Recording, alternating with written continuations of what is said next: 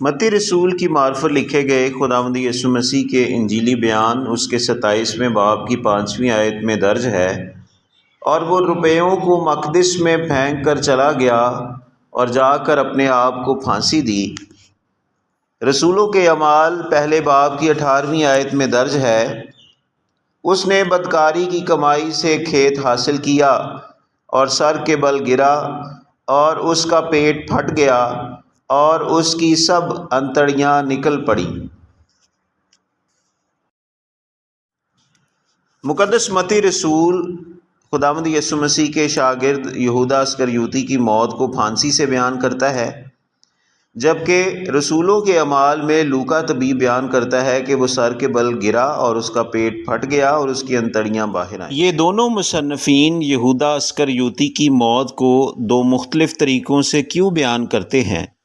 کون سا بیانیہ درست ہے اور کون سا غلط؟ یہ دونوں حوالہ جات متضاد نہیں، بلکہ مل کر ایک ہی واقعے کے آغاز اور اس واقعے کے اختتام کو بیان کر کے واقعے کو مکمل کرتے ہیں۔ مقدس متی رسول 27 باب کی 5ویں آیت میں خداوند یسوع مسیح کے شاگرد یہودا اسکریوتی کی موت کو درست تحریر کرتا ہے کہ اس نے پھانسی لی، اور لوکا طبیب بھی رسولوں کے اعمال میں یہ کہہ کر اس واقعے میں مزید اضافہ کرتے ہوئے اس کو درست تحریر کرتا ہے کہ وہ گرا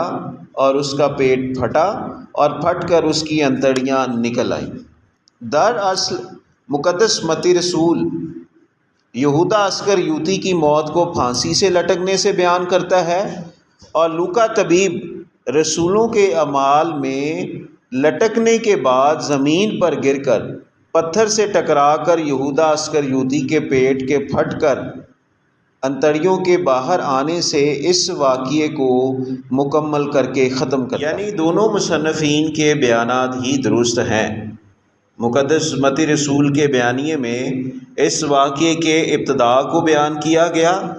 اور رسولوں کے اعمال کے بیانیے میں اس واقعے کے اختتام کو بیان کیا گیا